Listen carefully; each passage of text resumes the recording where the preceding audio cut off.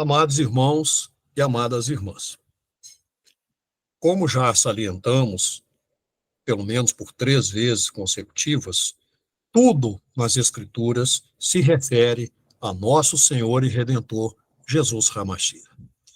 Inicio a conversa de hoje com uma pergunta longa, que não é para ser respondida agora, naturalmente.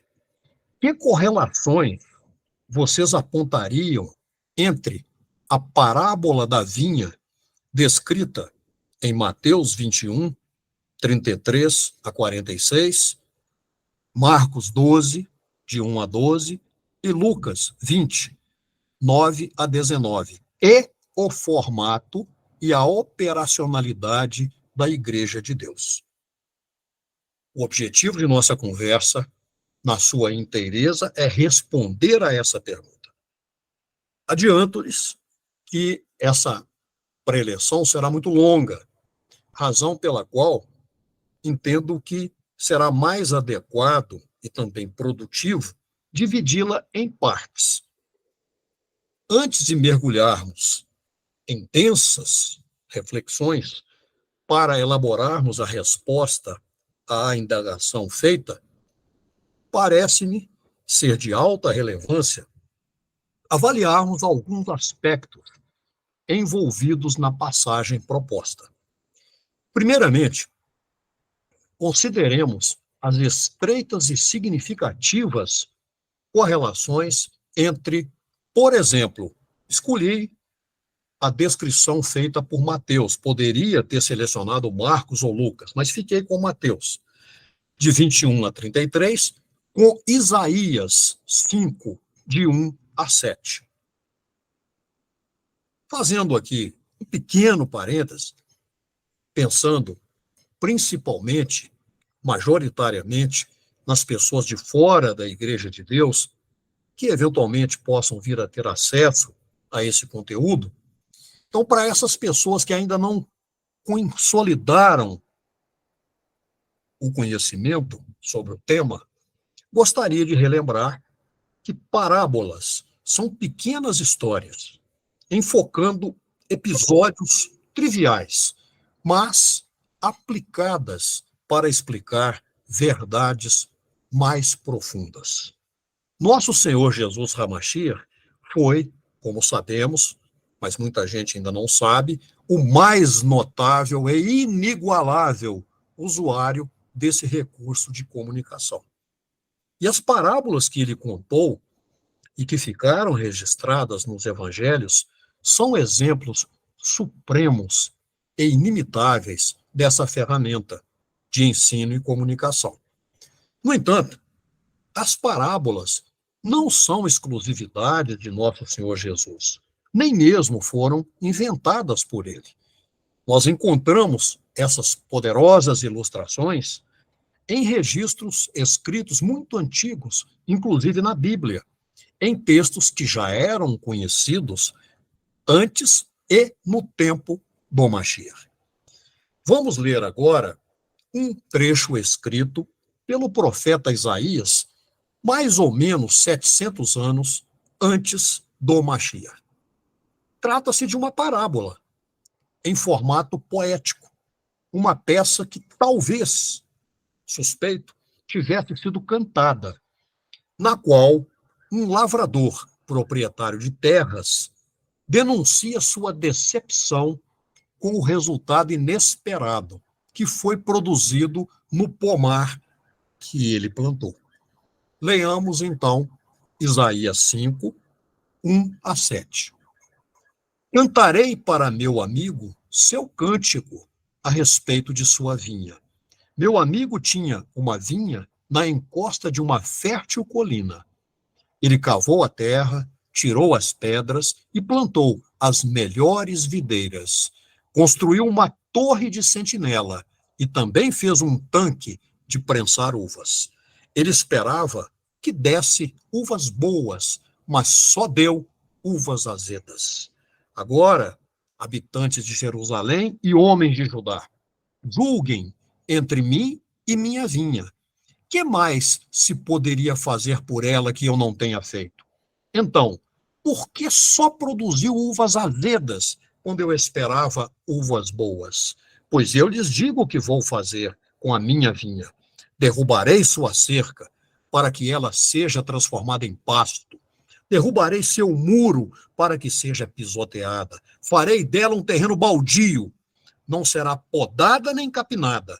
Espinheiros e ervas daninhas crescerão nela. Também ordenarei às nuvens que não derramem chuva sobre ela. Pois bem, a vinha de Iá dos exércitos é a nação de Israel, e os homens de Judá são a plantação que ele amava. Ele esperava justiça, mas houve derramamento de sangue. Esperava retidão, mas ouviu gritos de aflição. Como podemos perceber, o próprio texto explica que o proprietário da terra e que plantou a vinha relatada é o Altíssimo Deus.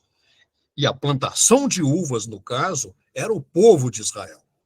O lavrador queria colher, sim, uvas saborosas. Por isso, tomou todos os cuidados para a proteção e crescimento e desenvolvimento do vinhedo. Mas, na hora de aparecer os frutos, ele, o proprietário, somente encontrou uvas tão azedas que se mostraram impróprias para o consumo. Essa é uma parábola sobre desvirtuamento de propósito. Embora o profeta, ao contá-la, cite nominalmente o povo de Israel, parece-me que nós possamos fazer aqui uma extrapolação, uma generalização, entendendo que ela reflete a realidade de toda a raça humana. Será que exagerei? Veremos ao longo da conversa. A Bíblia ensina-nos que Deus criou o ser humano para adorá-lo e para viver em comunhão com ele. Entretanto, o Criador deu à criatura humana a capacidade de decidir. O ser humano é livre. Abro um pequeno parênteses aqui. Essa liberdade pode ser devidamente analisada em profundidade. Ela não é absoluta. Fechando o parênteses. Em outra ocasião, poderemos conversar sobre isso. Então, o ser humano tem a liberdade para fazer qualquer coisa que quiser realizar com suas capacidades. E nós chamamos a isso de livre-arbítrio. Ao depararmos com o mal efetuado por uma pessoa, seja um assassinato, uma violência, uma destruição ou qualquer atitude ruim, sabemos que houve ali alguém que não agiu certo, mas cometeu o erro, porque decidiu proceder assim, na maioria das vezes. Foi sua livre determinação que o levou ao ato. Há exceções de pessoas mentalmente incapazes, mas estou falando aqui do genérico, da grande maioria das pessoas que tem lucidez mental, integridade mental. Poderia essa pessoa ter se comportado de outro modo. Poderia não ter praticado o mal, mas decidiu diferentemente. Sabemos que esses deslizes são chamados ou considerados por Deus como pecado. E um deles, algumas pessoas dizem que talvez seja o maior de todos, é a negação ou a não aceitação da existência de Deus, de sua onipotência, de seu desejo de que todas as pessoas estejam em comunhão com ele e o adorem. Lembremos que desde o primeiro pecado, lá no Jardim do Éden, a tendência natural da criatura humana é de rebeldia contra Deus. Isto é, de produzir frutos azedos, impalatáveis, inaceitáveis por ele. Compete a nós, como seres humanos, por nossa livre decisão, deixar de lado a condição de pecado e voltarmos-nos para o Criador, e reconhecê-lo como o único Deus vivo e verdadeiro, honrando-o e adorando-o. Voltando à parábola que foi lida. Nessa parábola da vinha, nós vimos de maneira clara como Deus desapontou-se e decepcionou-se com sua criatura humana. A solução plausível, tal como contada ou cantada nessa parábola poesia, seria o abandono da criação, não mais cuidar dela, retirar sua proteção, como está escrito no texto, deixá-la ser pisoteada pelos animais selvagens, deixar que o mato crescesse até que não restasse nenhum sinal de que ali algum dia houve um vinhedo bem cuidado. Esse seria, sim, o desfecho natural. E o contador da parábola, pergunta se não é isso que o Altíssimo Deus teria o direito de fazer. Ao afirmar, agora, habitantes de Jerusalém e homens de Judá, julguem entre mim e a minha vinha. Então, como parábola profética, cumpriu-se aquilo que foi anunciado pelo lavrador, porém, não de forma definitiva. No seu amor ilimitado e incondicional por sua criação, o Altíssimo Deus providenciou uma nova oportunidade para que o ser humano pudesse retornar ao propósito original para o qual foi criado, qual seja, estar em comunhão com Ele, reconhecendo-o como Ele é. Essa nova oportunidade tem nome, ela se chama Jesus Hamashia, e é o próprio Divino Mestre que volta ao tema dessa parábola de Isaías para ensinar-nos. Vou citar primeiro João 15, de 1 a 8, quando nosso Senhor Jesus diz: eu sou a videira verdadeira, meu Pai é o agricultor. Todo ramo que estando em mim não dá fruto, ele corta, e todo que dá fruto, ele poda, para que dê mais frutos ainda. Vocês já estão limpos pela palavra que lhes tenho falado. Permaneçam em mim, e eu permanecerei em vocês. Nenhum ramo pode dar fruto por si mesmo, se não permanecer na videira.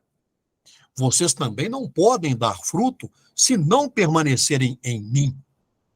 Eu sou a videira, vocês são os ramos.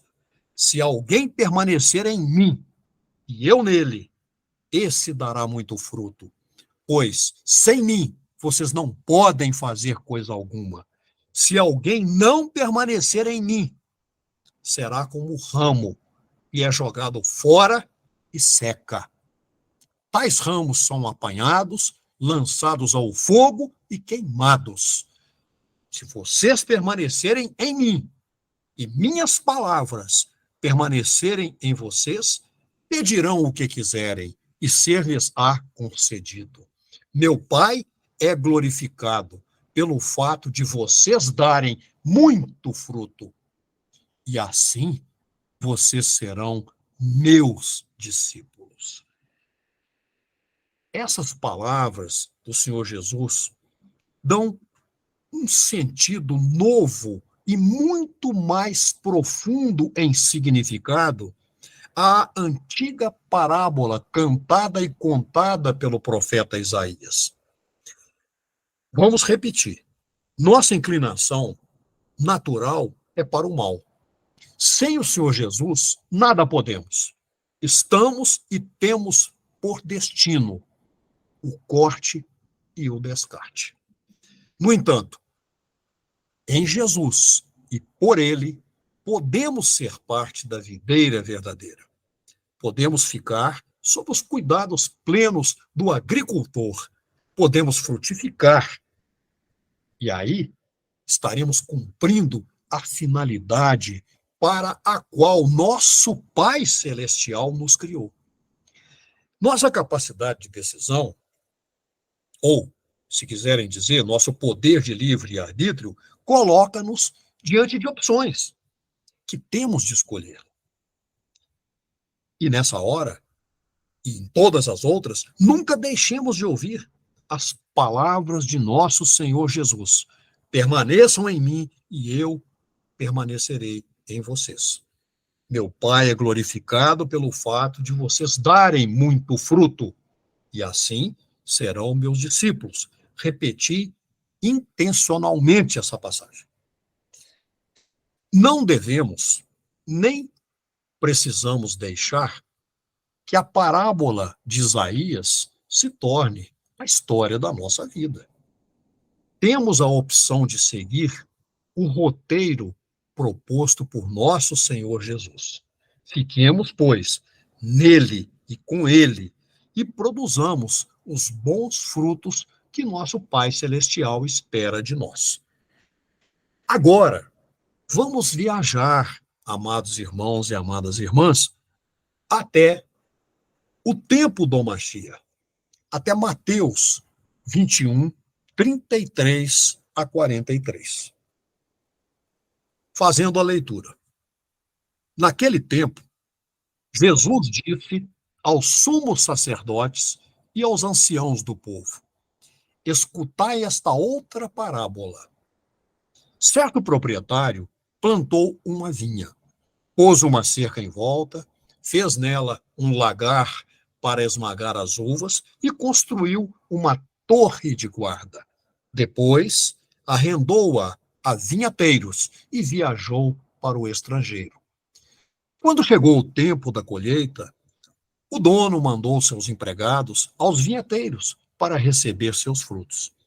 Os vinhateiros, porém, agarraram os empregados, espancaram a um, mataram a outro e apedrejaram o terceiro. O proprietário mandou de novo outros empregados, em maior número do que os primeiros, mas eles foram tratados da mesma forma. Finalmente, o proprietário enviou-lhes seu filho, pensando: eles irão respeitar meu filho.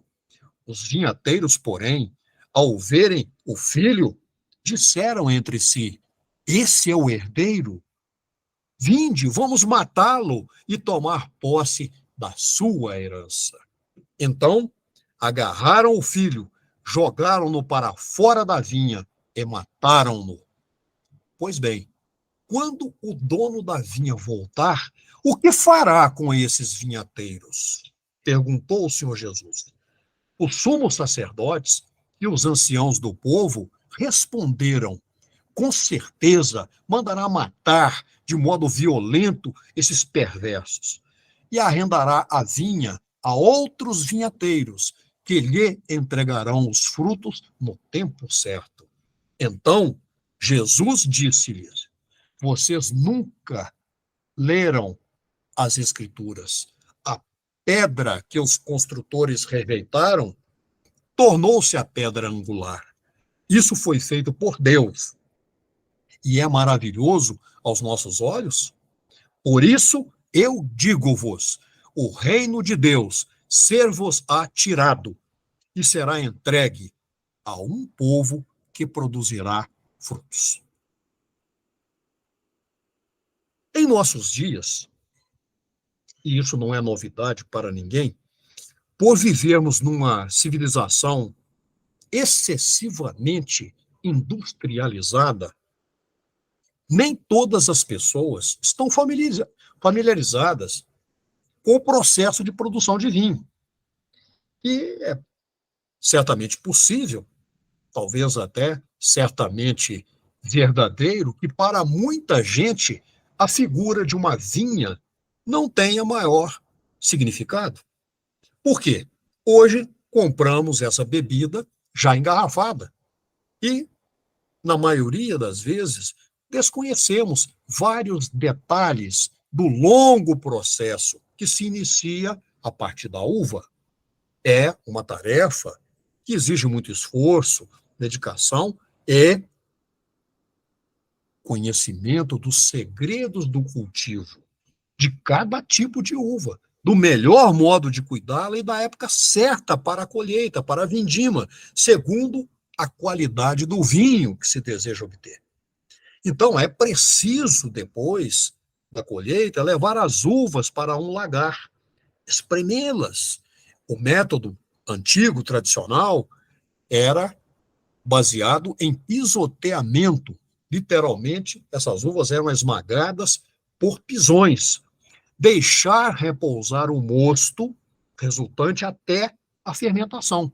E depois decantá-lo para, eventualmente, ser depositado em barris. Em certos casos, até durante anos. É o que se chama de processo de apuração ou envelhecimento do vinho, para finalmente ser envasado. Então, é uma arte complexa, detalhada, que só se adquire depois de longa experiência. Muitas vezes, acumulada no decorrer de gerações, em que a tradição familiar vai aprimorando as técnicas. Esse é o campo de atuação dos vinicultores. Muito bem. O Altíssimo Deus idealizou e criou a uva, impulsionando a criatura humana ao seu cultivo, para que representasse a realidade sobrenatural da relação dele, Altíssimo, com o povo eleito. E, lá no texto, nós vimos expressamente declarado que Israel era a vinha escolhida do sempiterno Iá. Mas vamos conversar um pouco sobre esse tipo de plantio, para que a gente possa entender com mais precisão o que vem pela frente. O cultivo da vide estendeu-se de maneira muito ampla na chamada Terra Prometida e em outras regiões do mundo antigo. Isso desde épocas ancestrais, muito antigas.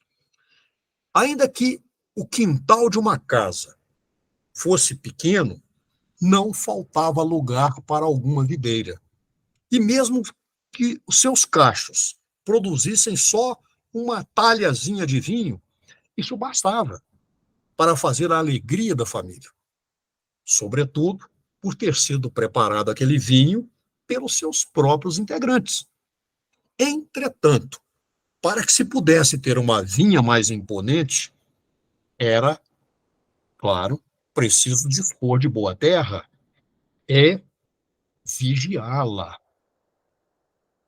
e defendê-la contra ladrões e até mesmo animais predadores. Com esse objetivo, era costume edificar na videira um posto de guarda e circundá-la com uma cerca, como ainda se faz em diversos lugares. Geralmente, essa cerca era construída com pedras soltas retiradas do terreno, de forma a constituir uma pequena muralha. Voltando a Isaías. Estou fazendo aqui alguns voluteios, como diria minha mãe, mas isso é intencional. Voltemos a Isaías, mas especificamente a passagens determinadas dentro daquilo que foi lido. Vamos recordar Isaías 5, 7a, a primeira parte do verso 7 de Isaías 5. A vinha de Iá é a casa de Israel. Recordemos que ele, o Altíssimo Deus, tirou os israelitas da escravidão e expulsou os povos que habitavam Canaã para ali instalar esse povo, sua vinha, entregando-lhes aquela terra, desde o mar Mediterrâneo até os confins da região. Israel foi, então, separado dentre todas as nações para ser o povo predileto, coberto de privilégios, de dons, benesses, e mais tarde seria chamado a converter outros povos. O Altíssimo Deus firmou com esse povo uma aliança, na verdade, mais de uma, mas vamos sintetizar todas em uma, e prometeu protegê-lo, desde que cumprisse a lei, praticasse o culto a ele, sempre eterno Iá, e jamais se entregasse à idolatria, por exemplo. Enfim, como vimos na primeira leitura, lá de Isaías 5, de 1 a 7, Israel era uma vinha especialmente escolhida e cuidada, com todo zelo, com todo amor pelo Altíssimo Deus. Como consequência dos frutos ruins que essa vinha lhe deu, Deus a abandonou. E pelos lábios do profeta, lamentou que a videira não tivesse dado os frutos desejados. Ele esperava, sim, que ela produzisse uvas boas, mas só produziu uvas selvagens. Está lá no verso 2, que não servem para elaborar vinho, nem mesmo como alimento, porque são azedas. E quando consumidas, incomodam, porque deixam o céu da boca áspero e a língua com uma acidez que faz, inclusive, a pessoa perder momentaneamente o paladar. Isaías, só lembrando, compôs esse verdadeiro poema, parábola, em meio às festas do início do outono, período de colheita das uvas. No período histórico, temos que considerar isso, em que a Assíria ameaçava invadir Israel. E sabemos o que aconteceu logo depois, a deportação do povo de Israel, da grande parte do povo de Israel. Foi então que o Altíssimo Deus cobrou daquele povo todos os benefícios de que haviam sido objetos, dizendo: o que eu poderia ter feito a mais por minha vinha e não fiz? Olha que pergunta que Deus faz. Ele fez tudo e mais alguma coisa. E ele ainda faz uma pergunta retórica. Claro que é retórica. Poderia ter feito algo mais? Ou foi a falha da vinha? Pensemos o seguinte. Vamos trazer essa questão aí, essa frase pronunciada por Deus, para o nosso âmbito humano. Imaginemos que nós temos uma pessoa querida a quem dedicamos muita, enorme benevolência, com total desinteresse, é claro, sem visar a nenhuma reciprocidade.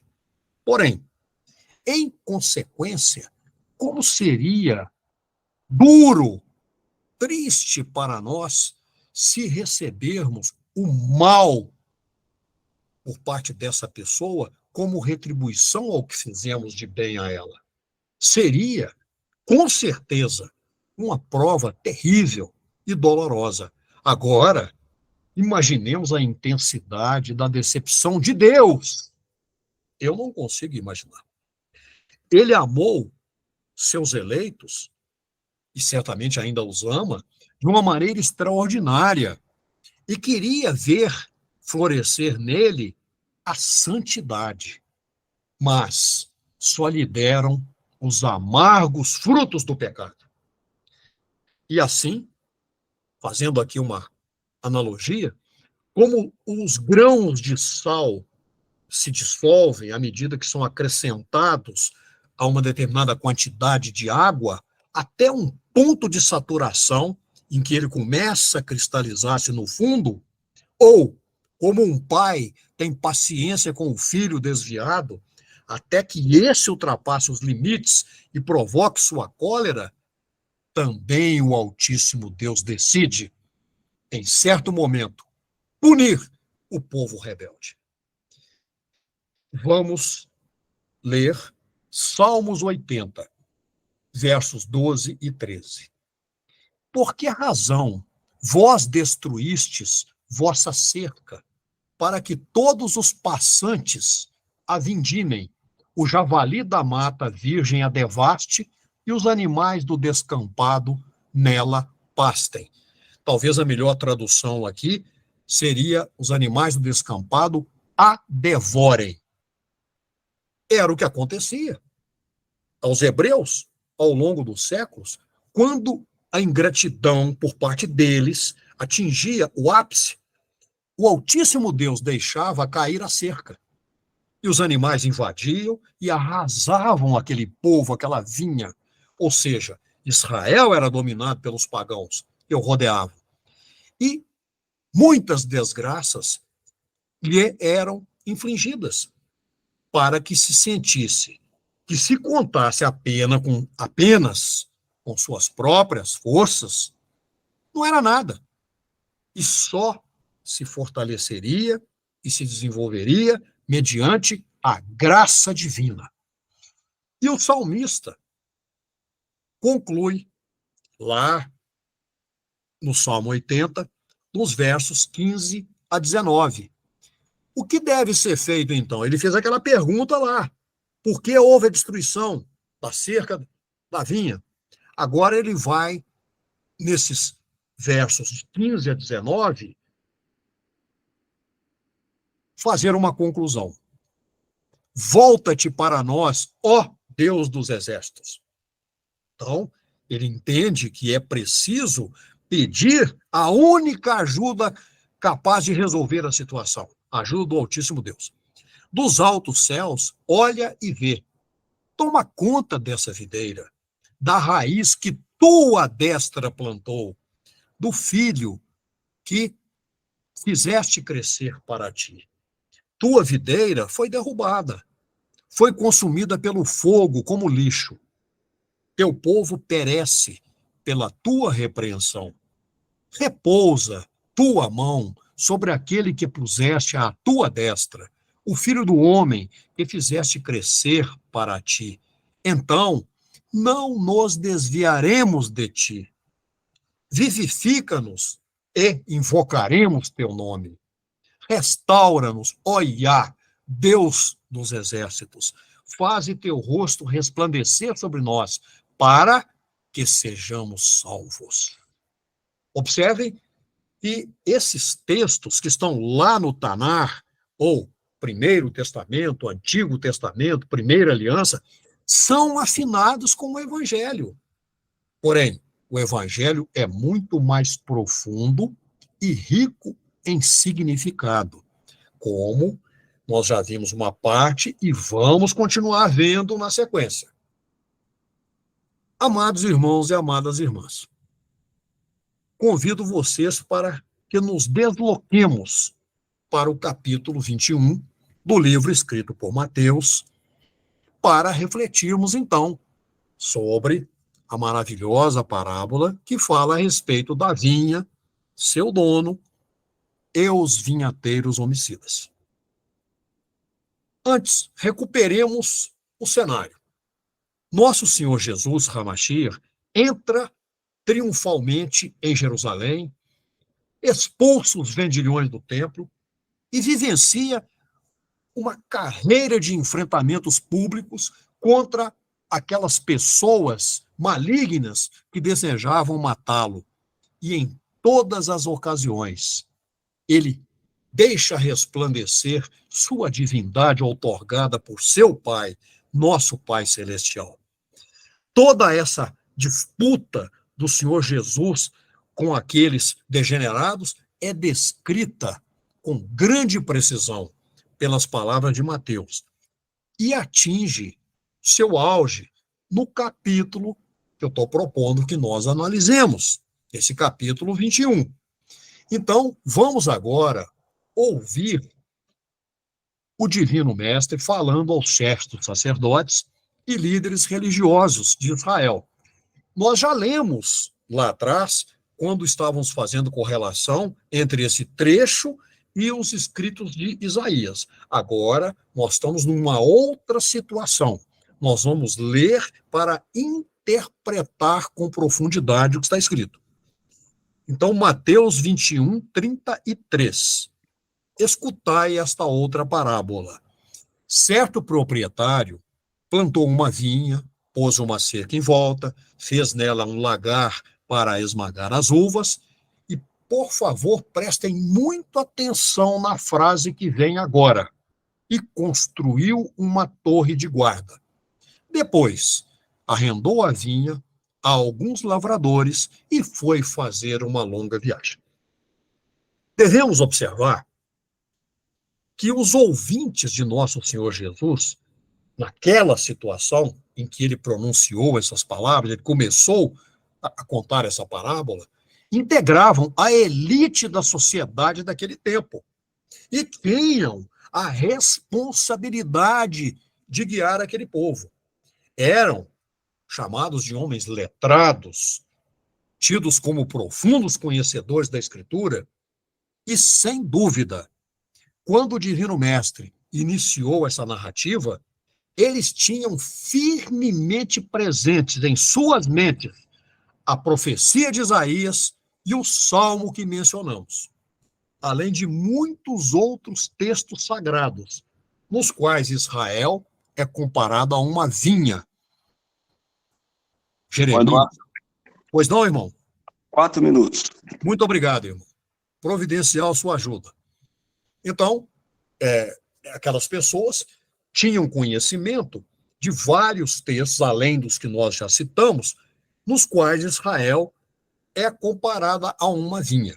Por exemplo, Jeremias 2, 21, Ezequiel 15 capítulo 15 e capítulo 19, Oséias capítulo 10, Cantares e muitos outros. Então, segundo a descrição de nosso Senhor Jesus, que é harmônica, como nós já vimos, com as referidas passagens do Tanar, nós podemos imaginar o protagonista desta parábola como sendo um homem dotado de grande capacidade de trabalho e muitas posses, e despendeu cuidados extremos, minuciosos, para cultivar sua vinha com a maior perfeição. Ele colocou a vinha numa fértil encosta, iluminada pelo sol, onde há arejamento, onde escorre a água, deixando a terra drenada, e isso favorece a produção da uva. Ou seja, o Altíssimo Deus concedeu ao povo eleito uma natureza privilegiada e condições propícias para receber o que há de mais valioso, a vida eterna. Limpou convenientemente o terreno e cercou-o, isto é, removeu da alma dos israelitas muitas impurezas que prejudicavam o desenvolvimento de sua graça e protegeu-os para impedir que outros lhe fizessem qualquer mal. Plantou ainda videiras escolhidas, desejou agraciá-los com dons extraordinários, considerando que no seio dessa nação estava sendo preparada a ascendência daquele que seria seu filho unigênito vindo em carne e de sua mãe humana. Vamos parar por aqui. Temos ainda um longo caminho pela frente. Deixa eu assinalar que nós paramos aqui no verso 33a. Estamos caminhando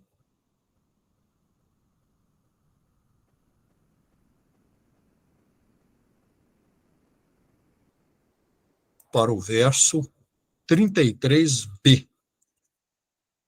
Vou assinalar isso aqui.